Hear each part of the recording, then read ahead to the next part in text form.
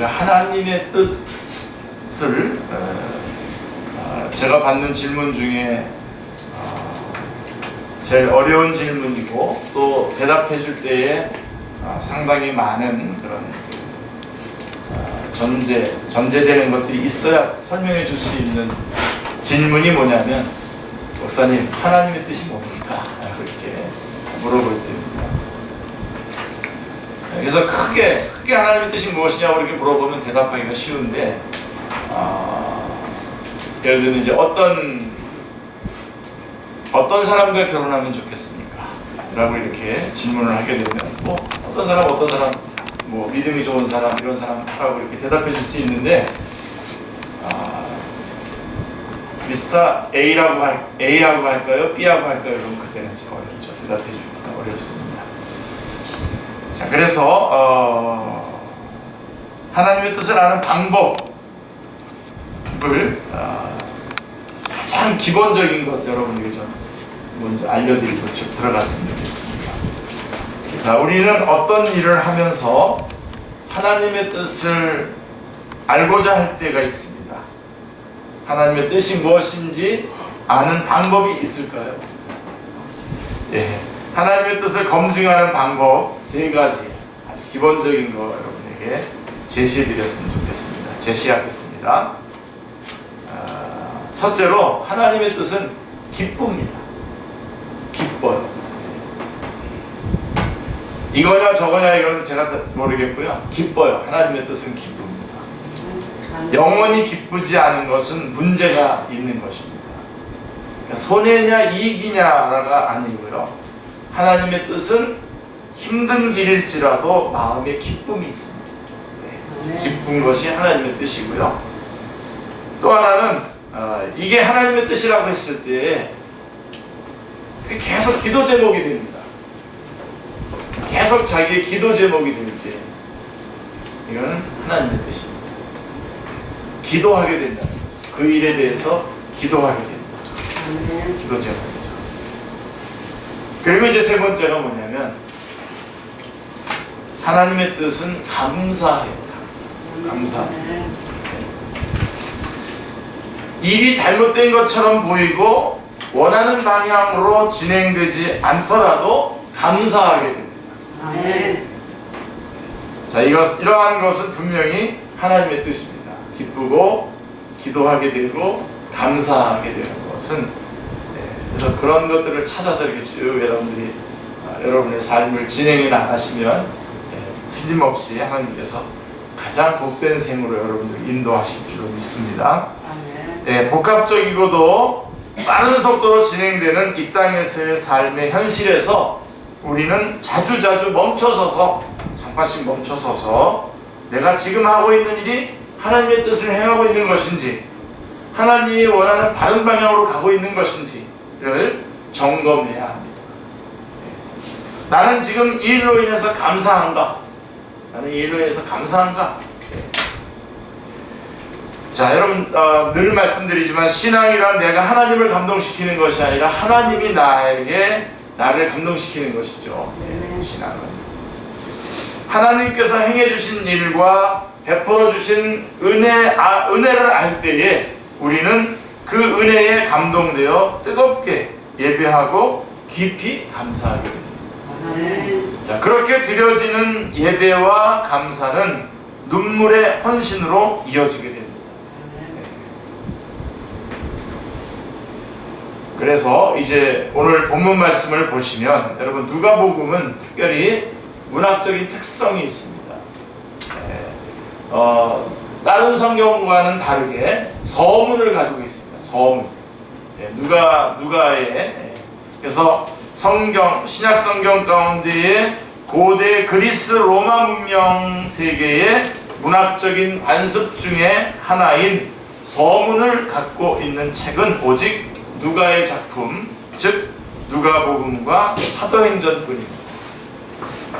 그런데 이 누가복음과 사도행전의 서문 또한 보통의 신약 헬라어와는 달리 어휘와 문체 그리고 문장 구조에 있어서 매우 세련된 고급 헬라어를 사용하고 있습니다. 누가복음에만 등장하는 마리아의 찬가라든가 1장 47절 55절에 나오는 마리아의 찬가라든가 시므온의 찬가 2장에 나오는 시므온의 찬가를 고려할 때에 누가가 훌륭한 문필가요 탁월한 문학적 감각을 갖고 있음이 분명합니다. 그래서 서문을 가지고 있고 고급 헬라어를 쓰고 있는 탁월한 문학적 감각을 가지고 있고요. 누가는 그 다음에 이제 중요한 게 뭐냐면 누가는 어떤 교훈을 전달하기 위해서 종종 두 개의 이야기를 한 쌍으로 엮어서 말씀을 해줌으로 말미암아 강조를 하게 되고 그것에 대한 그 진리를 더 분명하게 드러내는 것을 보게 됩니다. 그래서 누가복음에 보면은 누가복음 2장에 보면은 이렇게 나와요. 두 가지가 나와요. 남자 선지자인 시므온과 여자 선지자인 안나가 아기 예수님을 상봉하는 사건이 나옵니다. 그래서 두 가지 이야기를 함께 같이 얘기해서 강조하고 있고요. 그 다음에 6장에 가면은 안식일에 미리삭을 따먹은 사건과 안식일에 병 고치는 사건을 같이 한 쌍으로 이렇게 연결해서 말씀해주고 있고요. 그 유명한 10장에 가면은 선한 사마리아인의 비유와 그 다음에 마르다와 마리아의 기사가 같이 나옵니다.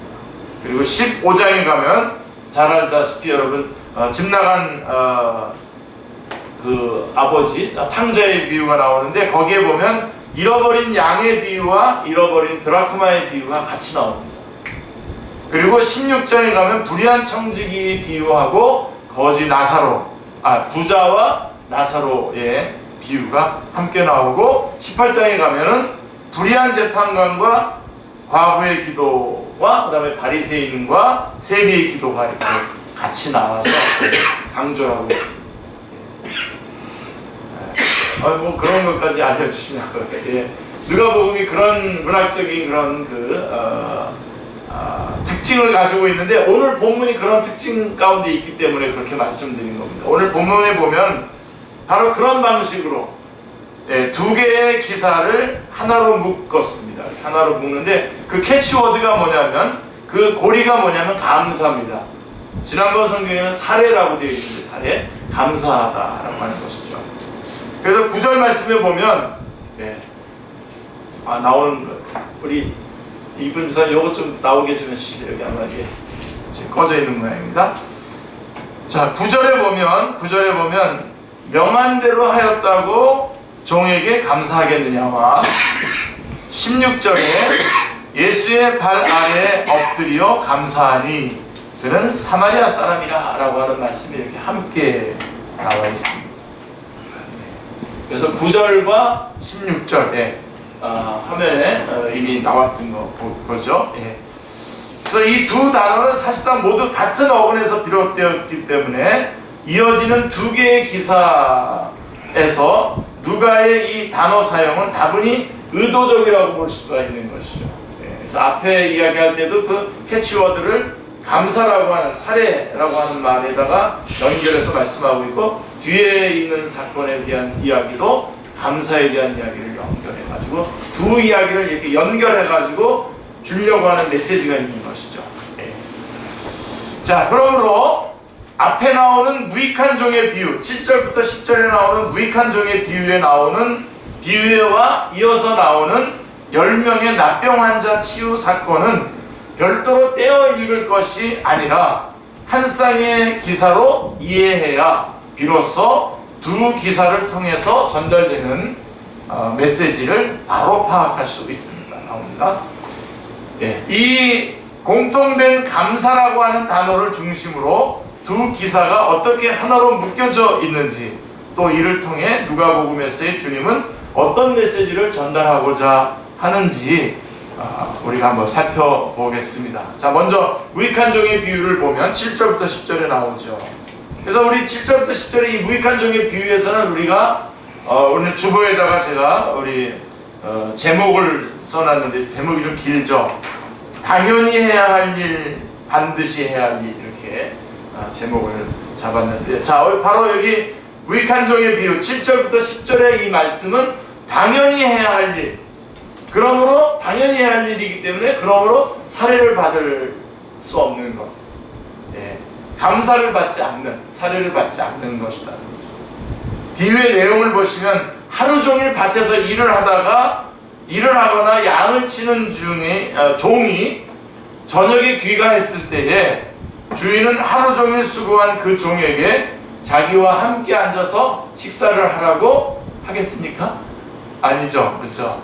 식사하라고 말하지 않는다는 것입니다.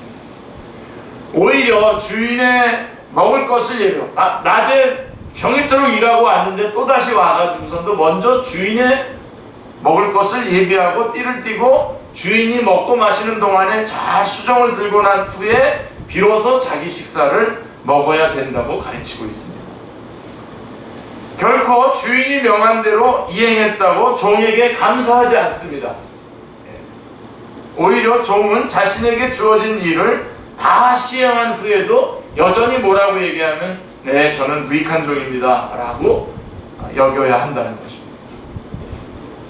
여기서 무익한 종이란 말은 열매를 맺지 못한다 라고 하는 뜻으로 무가치하다라고 하는 뜻입니다.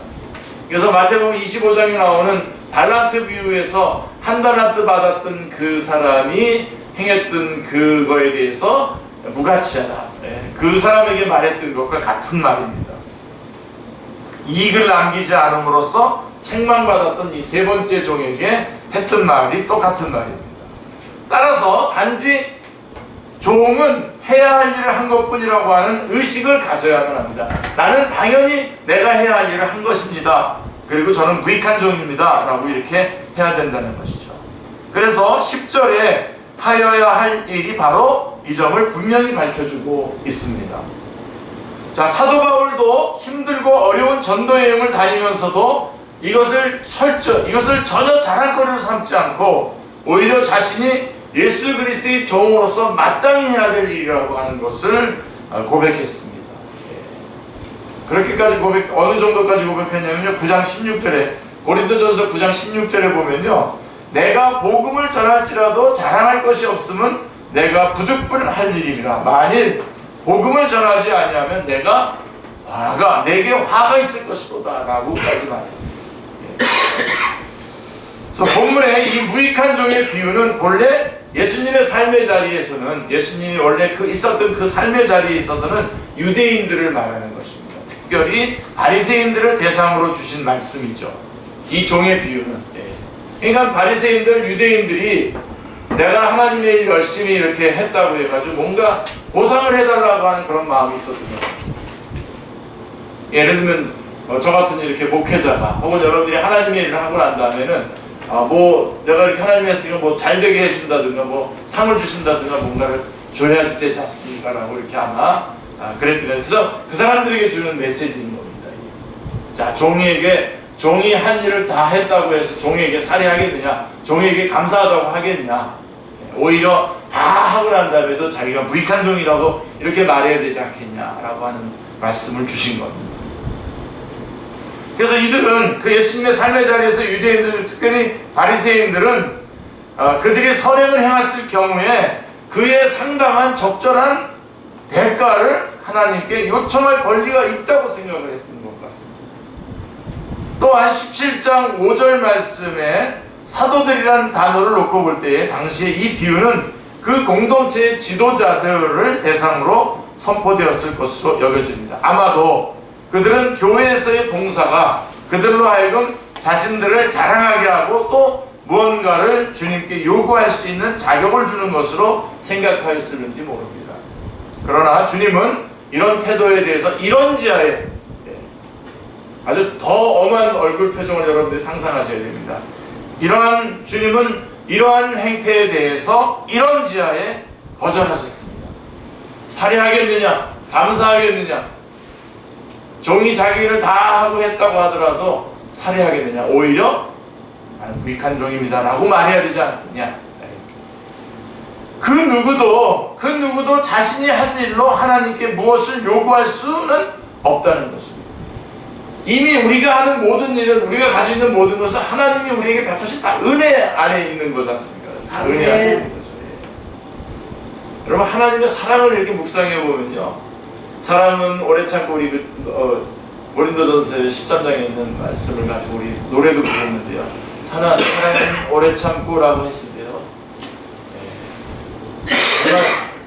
이렇게 살아남아 있는 이것이 덤으로 살아가고 있는 이 땅에 주님께서 우리를 사랑하셔서 벌써 천국으로 옮겨 놓으셨고, 그 기간 동안에 이 땅에서 우리를 통해서 하나님이 하실 일이 있어 이 땅에 남겨두셨다라고 하는 것을 생각하면 모든 건 감사할 수밖에 없죠. 아멘. 다 은혜로 이미 다 주어진 거고, 덤으로 주어진 것들입니다. 근데 여기서 뭐 좀 했다고 잘난 척, 내 이름 안 난다고 난리치고, 뭔가 보상 안 해주신다고 발버둥 치고 이러는 거는 다 합당치 않다는 겁니다.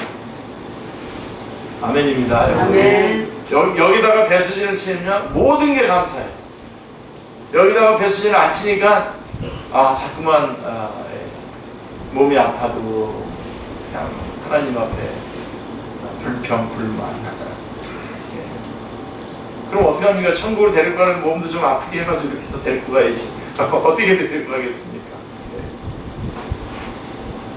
근데요, 하여간 여기서 말하면 오늘 제대로 다 시간 다 안 되겠기 때문에 하나님께서 지금 베풀어 주신 겁니다. 우리는 하나님께 무엇을 요구할 수 없다. 근데요, 여러분, 하나님께서 상급을 안 주십니까? 주시잖아요. 그렇게 덤으로 살고 모든 게 다 주님의 은혜로 시작하는 건데도 또 거기다가 또 상을 주신다고요.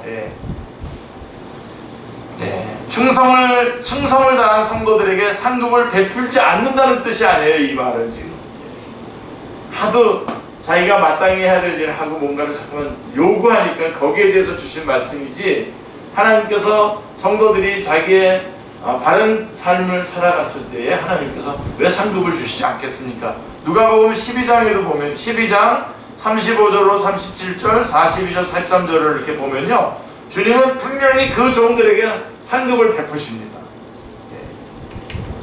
나중에 이렇게 체크해 놓으셔서 한번 보세요. 문제는 자신이 한 일의 대가로 하나님께 어떤 보상이나 상급을 요구하려고 하는 그릇된 태도의 문제가 있는 것입니다. 그렇다면 이 비유는 한마디로 종된 성도의 마땅한 태도를 잘 보여주고 있는 것입니다. 그 핵심적인 내용은 하나님을 위해서 또는 이웃을 위해서 우리 인간들이 할 일들은 어떤 감사, 사례를 요구할 수 있는 특별한 가외의 일들이 아니라 종으로서 지극히 당연한 일들이라는 것입니다. 우리가 이 땅에서 이렇게 섬기고, 교회에서도 봉사하고 섬기고, 또 이 땅에 있는 사람들 위해서 우리가 필요한 것들을 공급해주고 도와주고, 우리 연탄도 날라주고 하는 이런 것들이 당연히 우리가 해야 될 일이지, 이것 때문에 우리가 어떤 보상을 받아야 될 그런 일이 아니다. 어떤 가외의 일이 아니라는 것입니다. 아멘. 여기에 딱 기준을 잡고선 행하시면 불평할 것도 없고, 원망할 것도 없고, 놀랄 것도 없어요. 두려워할 것도 없어요. 그 말씀을 지금 해주고 있는 겁니다. 그래서 저희가 하나님 뜻이 무엇이냐라고 이렇게 질문을 하면서 이렇게 좀 토론을 했었거든요. 제가 나가는 그 회사의 그 신우회 예배에서 이렇게 한 달에 하루는 그렇게 둘러앉아서 그렇게 나눕니다. 나누는데 그렇게 질문했을 때에 한 가지 이렇게 공통적으로 모아진 건 뭐냐면, 욕심이 들어가면 하나님의 뜻을 발견할 수가 없다는 거예요. 욕심이 들어가면. 그 이용규 선교사님께서 얘기하셨던 것처럼 너희들이 정말 하나님의 음성을 듣기를 원하느냐, 정말 듣기를 원한다면 이렇게 하면 된다는 겁니다. 하나님, 제가 100% 순종하겠습니다. 그러면 들린다는 겁니다. 안 순종하려니까 안 들리고, 내 욕심대로 하려니까 안 보이는 거죠. 하나님 뜻이 왜 안 보입니까? 다 있지. 그런 겁니다. 그래서 그 핵심적인 내용은 하나님을 위해서, 그래서 그것이 가외의 일이 아니라는 겁니다. 당연히 해야 될 일, 당연히 해야 할 일이라는 것이죠. 그렇다면 우리는 우리가 한 일에 대해서 그 대상이 하나님이든 이웃이든 우리가 하나님을 위해서 한 일이든 이웃을 위해서 한 일이든 그 대가로 어떤 보상이나 보답을 요구할 수 있는 위치에 있지 않다는 것입니다. 쿨하게 여러분들 받아들이시고 이거 쿨하게 적용하셔야 됩니다. 정말로. 예. 이것만 하면은 정말 제가 말씀드리지만 정말 뭐 놀랄 필요도 없고요, 두려워할 필요도 없고요, 겁낼 필요도 없고요, 당당하고 자유롭게 살아갈 수 있습니다. 여러분들이 율법적으로 어떤 거 마시지 말라, 먹지 말라 그랬던 것들 뭐 먹는다고 해서 그것 때문에 전전긍긍할 것도 없어요. 이렇게 여러분들이 살아가고 있다. 왜냐하면 그것은 우리가 마땅히 해야 할 지극히 당연한 일이기 때문입니다. 여러분, 하나님께서 우리를 구원하시고 천국으로 인도하시지 왜 이 땅에 두셨겠습니까? 그러라고요. 그런 일들을 당연히 감당하라고 이 땅에 두신 겁니다. 이 땅에 주셔서 그 일을 감당하라고 건강도 주시고 직장도 주시고 가족도 주시고 나머지 것들을 주신 겁니다. 그러니까 그 일을 안 하면 그 나머지 것들은 다 의미가 없어지는 겁니다. 오히려 이렇게 섬기고 하나님을 예배하고 사람들을 섬기는 이 일을 당연히 여기면서 행할 때에 그렇게 주어진 모든 것들이 의미가 있는 것이죠. 여러분의 직장생활이 의미가 있는 거고, 여러분의 사업장이 의미가 있는 거고, 내가 지금 공부하는 게 의미가 있는 것이죠. 그렇게 됩니다. 자, 이런 교훈을 우리의 삶에 적용시켜 본다면 우리들이 섬기는 교회에서 교사로, 그 다음에 찬양대원으로, 우리 이제 곧 뭐 생기겠습니다만 장로, 권사, 집사로 일하든지, 또 식당에서 이런저런 일에 봉사부원으로 일하든지, 이 모든 일은 우리가 해야 할 당연한 일이지 결코 어떤 특별한 대가를 요하는 사례를 기대할 만한 과외의 일이 아니라는 것입니다. 따라서 하나님께서는 이 비유를 통해서 이런 일들에 대해서 감사하지 않는다고 말씀하시고 계십니다. 살해하지 않는다. 그 이유는 감사할 필요가 없기 때문입니다. 제가 이렇게 선포하면서도 그래도 다 보상해 주시더라고요. 다 주셔요. 근데 성경은 원칙은 뭐냐? 그렇게 하라는, 그게 당연한 일이라는 겁니다. 당연히 해야 될 일이다. 그 다음에 이제 11절부터 19절에는 10사람의 납병 환자 치유 사건이 나오는데요. 이거는 우리가 반드시 해야 될 일이라는 겁니다. 우리가 반드시 해야 될 일이 뭐냐? 감사하라는 겁니다. 반드시 해야 될 일이 감사. 두 개를 이렇게 연결해 보세요. 내가 주님을 위해서 뭔가를 일했을 때에 그것에 대한 사례는 없다라고 하는 것을 인정을 하고, 그러나 주님께서 나에게 베풀어 주신 일에 대해서는 낱낱이 찾아내서 감사하라는 겁니다. 아멘. 자, 무익한 종의 비유에 이어 나오는 10명의 납병 환자의 치유 기사를 소개하고 있습니다. 자, 누가가 이 기사를 다른 위치에 놓을 수도 있습니다. 여러분, 이 복음서는 이게 순서대로 기록된 게 아니에요. 사건이 있는 대로 순서대로 기록한 게 아니라 누가가 데오빌로 각하라고 하는 각하에게 복음을 설명하기 위해서 예수님의 생애에 일어났던 일들을 쭉 이렇게 편집을 해가지고선 이렇게 전달해 놓는 거예요. 그래서 누가가 자기가 생으로 다 경험한 걸 기록한 것이 아니라 마가복음도 보고했고, 뭐 예수님의 어록도 보고, 그렇게 해서 이렇게 했는데, 이 기사를 다른 위치에 놓을 수도 있는데 바로 앞에 있는 무익한 종의 비유 바로 뒤에다 이렇게 연결한 것은 의미가 있는 것이죠. 감사라고 하는 연결고리로 의미가 있는 것입니다. 그래서 이 두 기사가 결국 하나의 이야기로서 이해되어져야 함을 보여주는 것입니다. 그래서 기사의 내용을 보십시오. 자, 예수님께서 사마리아와 갈릴리 사이로 지나가시다가 한 촌에 들어가시게 되었는데, 거기서 예수님은 10명의 납병 환자를 만나게 되었습니다. 예수 선생님이여 우리를 긍휼히 여기소서라고 10명의 납병 환자들은 소리를 질러서 외쳤습니다. 근데 거기에서 이 선생님이라고 하는 말은 티처가 아니라 메스터라고 하는 말입니다. 메스터. 영어 성경 보면 메스터라고 되어 있는데, 이 말은 인생의 주관자로서 예수님의 신분을 인정하고 있는 것이죠. 누가복음 5장 5절에도 같은 의미인데요. 이런 납병 환자들의 절규를 들으신 예수님은 가서 제사장들에게 너희 몸을 보여라 라고 말씀하셨습니다.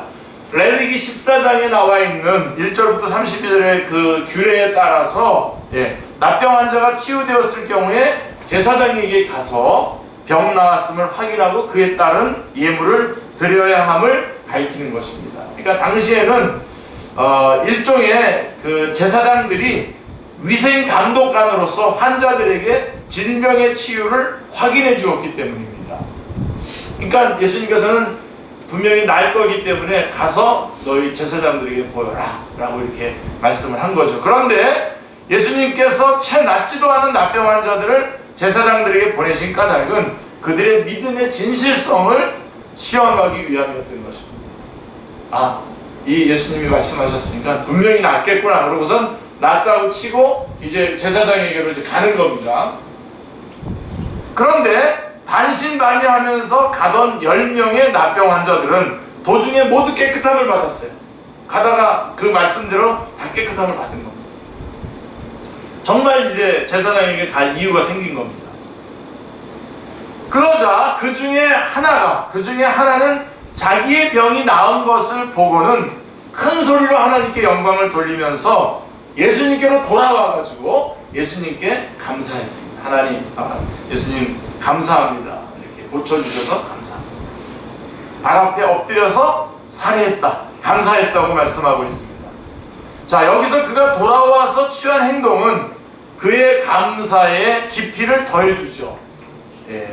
그는 매우 겸손하게도 마치 종과 같이 주님의 발 아래 엎드려 선생님이신 주님께 감사하였던 것입니다.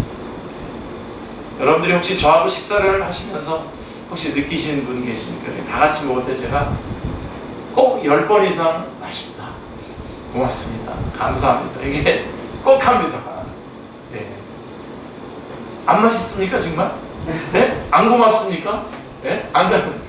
저 같은 경우는 물 선언하는 물을 안 되죠. 이거 밥 먹고 있는 거잖아요 지금. 네? 이 감사.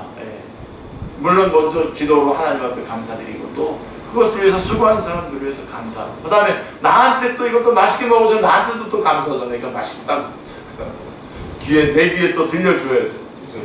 좋죠. 목사님 무슨 또 심리학적으로 뭐 이런 거 그런 거 아니라요. 정말 저도 이제 요즘 놀래. 저도 저도 맛있다고 그러는구나. 안 맛있는 그 옛날에 뭐 어디 가서 먹고 그럴 때 안 맛있는 때도 있어요. 근데 그래도 입에서 벌써 맛있다고 이렇게 얘기하고 있는 것을 보면서 참 감사합니다. 이 감사의 깊이를 감사할 때에 감사에 대한 보상이 뭔지 아십니까? 더 깊은 감사를 하게 하신다는 거예요. 정말 온몸이 막 뭉클하게 감사하게 돼요. 그런 일들이 계속 일어나게 됩니다.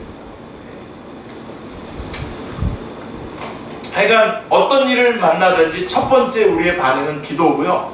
그 다음에 그 기도 속에서 그 기도의 첫 번째 기도가 감사합니다. 어떤 일을 만나.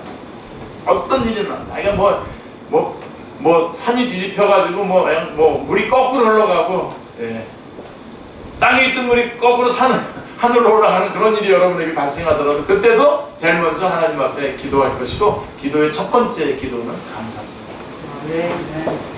그 감사는 그 감사의 깊이를 더하게 합니다. 그는 매우 겸손하게도 마치 종과 같이 주님의 발 아래 엎드려서 예수 선생님이신 주님께 감사하였던 것이죠. 그러자 예수님께서 이렇게 말씀하셨어요. 여러분, 저는 이 말씀을 보면서 정말 하루 종일 마음이 무거웠었던 때가 있어요. 그런 시간이 있었습니다. 거기에 이렇게 말씀하세요. 10사람이 다 깨끗함을 받지 아니하였느냐? 그 9은 어디 있느냐? 이 이방인 외에는 하나님께 영광을 돌리러 돌아온 자가 없느냐? 라고 탄식하셨습니다. 다 낫지 않았어? 너만 난 거야 지금? 너만 지금 병고침 받은 거야? 왜 너만 왔어? 이 뜻이에요. 예수님이 이렇게 말한 게 있어요 성경에? 이렇게 예수님이 안타까워하시는, 여러분 우리가 감사하지 않을 때 우리 주님의 마음을 바로 꼭 요 마음. 감사하지 않아? 안 났어? 예수님께서 탄식하셨다는 것은 결국 모든 고침받은 납병 환자들은 마땅히 돌아와서 감사해야 할 함을 전제하고 있는 것입니다. 특별히 13절에서 소리를 높였다고 그랬어요. 그 납병 환자들이 소리를 높였다 그랬는데, 이 소리를 높였다는 것은 부정가고형입니다. 그래서 한 번,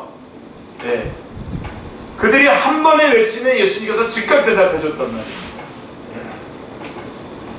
그러나 이러한 크신 은혜에도 불구하고 결국 고침받은 받기 전 크게 자비를 외쳤댔던 그들이었건만, 정작 고침을 받고 나서 비참했던 과거를 깨끗이 잊은 채 배은망덕하게도 돌아서 가버렸던 것입니다. 그리하여 주님은 탄식하신 것입니다. 무익한 종의 비유는 우리가 행한 일에 대해 하나님께서는 감사할 필요가 없으시다라고 하는 것을 보여주는 것입니다. 그러니까 당연히 해야 할 일을 한 것이고요.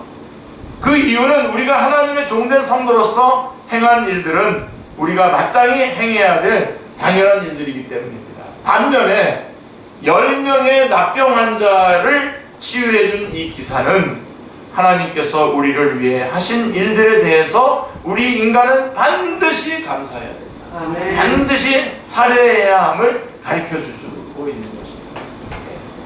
그래서 17절 18절에 예수님의 말씀에 따르면 10명의 납병 환자는 모두 돌아와서 주님께서 그들에게 베푼 은혜에 대해서 예수님께 감사를 해야 마땅하였습니다.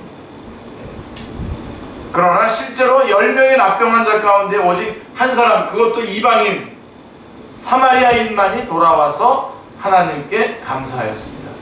돌아온 사람이 이방인, 문자적으로 외국인이었다고 한다면 논리적으로 보면 나머지 9명은 유대인입니다. 익숙한 거죠. 이게 뭔가 이렇게 감사할 거를 끄집어내서 생짜로 좀 감사해야 되는데 그런 거에 없는 거죠. 자, 그렇다면 고침받은 후 유대인 병자들은 그냥 가버렸지만 이방인 병자만이 돌아와 감사했다고 생각할 수가 있습니다. 아마도 이것은 유대인 병자의 배은과 사마리아 병자의 감사를 대조시킴으로써 구원의 보편성, 누가복음은 좀 이방인들을 향한 로마 사람들을 위해서 쓴 거지 않습니까? 그래서 보편적인 구원에 대해서 강조하려고 하는 누가복음의 또 다른 특징을 강조하는 것이기도 합니다. 이와 유사한 또 다른 예는 누가복음 14장 16절 24절에 보면 그 만찬 비유에 모든 사람들을 부르는 그런 내용도 들어와 있습니다. 그러면 이 9명의 유대인 납병 환자들은 왜 돌아와서 감사하지 않았을까요? 이게 오늘 우리에게 주는 가장 강력한, 제가 크리스마스 설교를 지금 지난주에 시작을 했음에도 불구하고 이번 주에 다시 이 감사 문제를 끌고 나온 이유가 바로 이겁니다. 자, 이 9명의 다른 유대인 납병 환자들은 왜 돌아와서 감사하지 않았을까요? 아마도 그들은 외국 이방인이었던 사마리아인과는 달리 아브라함의 자손인 자신들이 병 나은 것은 당연한 것이다 라고 여겼는지, 당연한 것으로 여겼다. 내가 병 나은 거예요.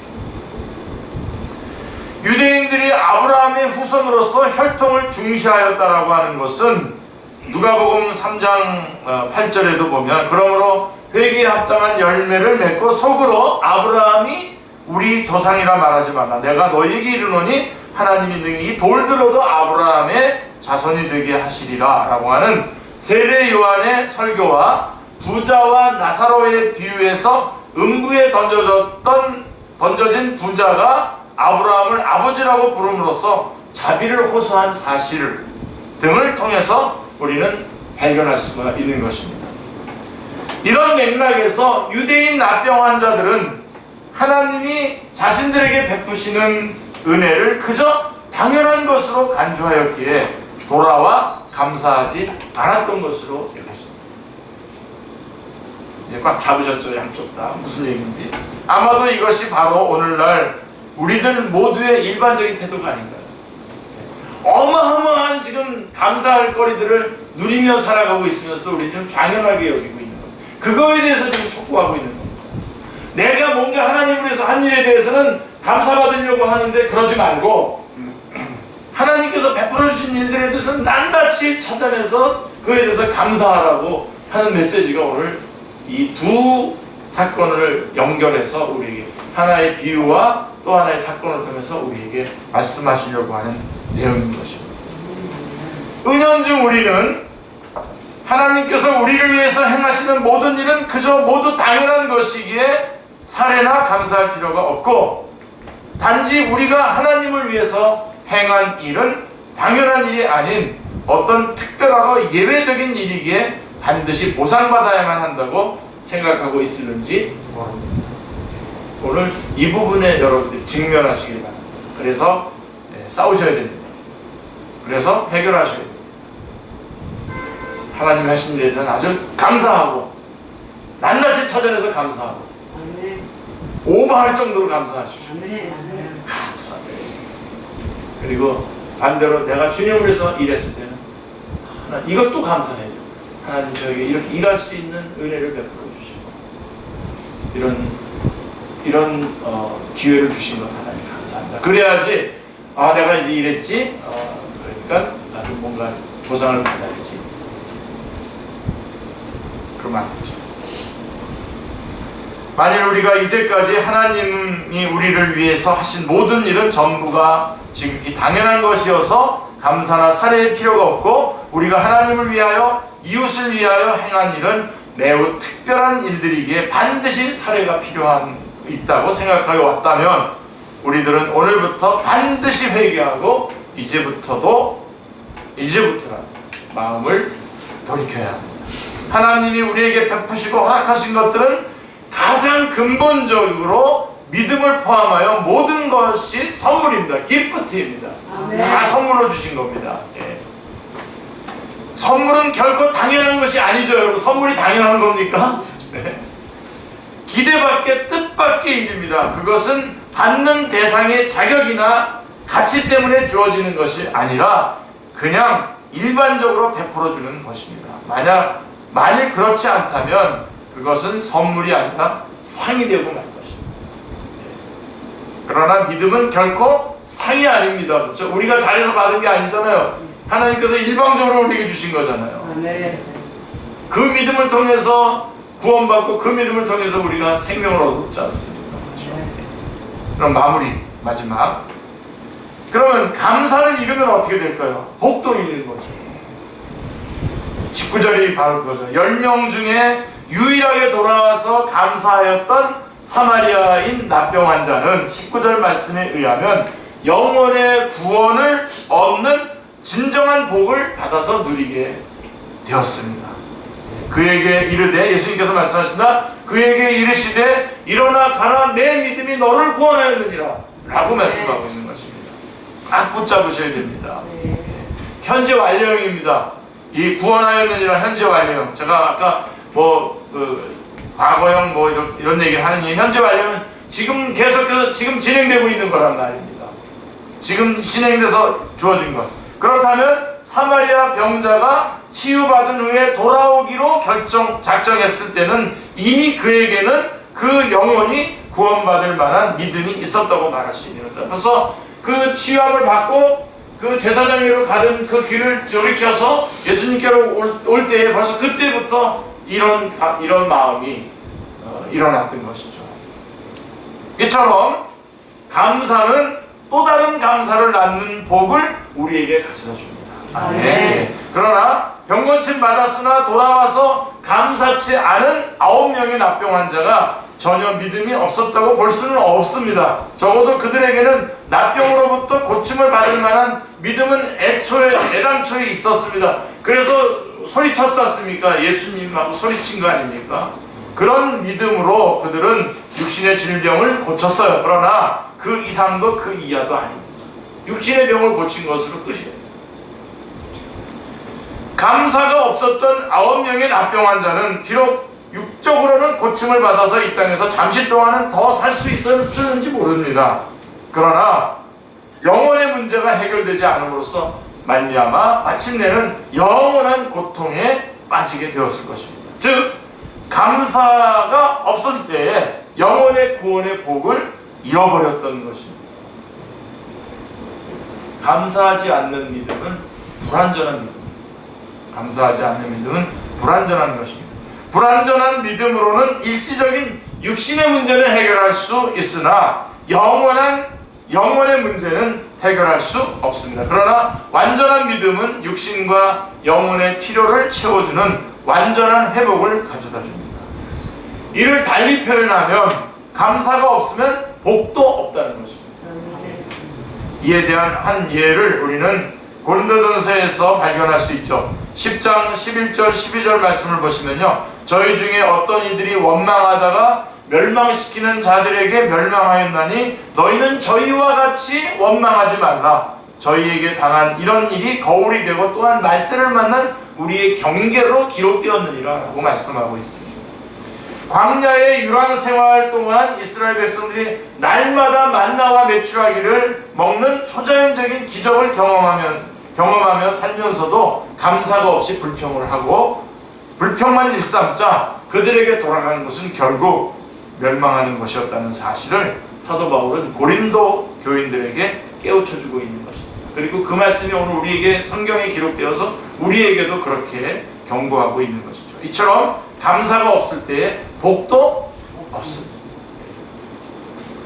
이제 결론적으로 우리는 우리들 자신이 지금 돌아오지 않는 9명의 나병 환자처럼 감사의 조건들이 있음에도 불구하고 감사하지 않고 오히려 그것을 당연한 것으로 여기며 하나님의 더 큰 은혜를 스스로 배척하고 있지는 않은지 돌아보셔야 됩니다.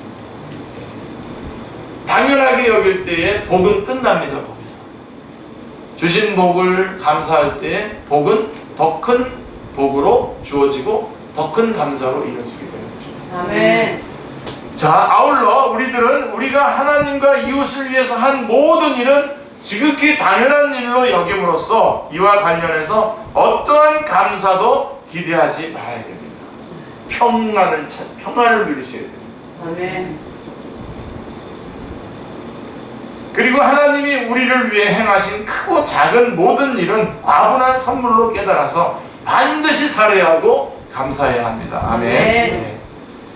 자, 그런데 문제는 이런 하나님의 은혜와 선물을 당연시하고 오히려 내가 한 일은 예외적인 특별하고 대단한 일로 간주해서 하나님의 사례를 기다리고 또 요구하는 잘못된 의식과 자세입니다.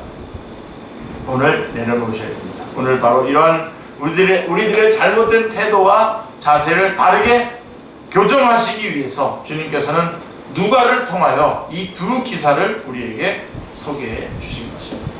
아무쪼록 하나님을 위해서 열심히 일하시고 무익한 종이라고 고백하면서 하나님께서 베풀어 주신 일에 대해서는 정말 지나칠 정도로 과도하게 감사하는 여러분 다 되셔서 더 큰 감사의 자리로 나가시는 이런 크리스마스 계절이 되시기를 주님의 이름으로 축원합니다. 기도하겠습니다. 하나님 너무나 감사합니다. 오늘도 이렇게 귀한 예배를 드릴 수 있게 해주시고 예배 가운데 하나님 저희가 이 감사의 계절에 어떻게 살아야 할지를 가르쳐 주셨사오니 하나님 감사합니다. 저희가 주님을 위해서 한 일들 다 주님의 은혜 때문에 한 일들임에도 불구하고 저희들의 마음속에 그 어떤 보상을 바라는 마음이 이제까지 있었다면 하나님 이제 그렇게 일을 할 수 있도록 은혜를 베풀어 주신 주님께 감사하는 자들이 되게 하여 주시옵소서. 또한 주님께서 저희들에게 베풀어 주신 일들에 대해서는 저희가 낱낱이 찾아내서 정말 과도할 정도로 감사할 수 있게 해주시고 그렇게 감사하는 자에게 주시는 더 큰 감사의 자리로 나아가는 복된 그리스도인, 복된 자로 저희들을 인도하여 주시옵소서. 감사드리오며 주 예수 그리스도의 이름으로 기도드리옵나이다. 아멘.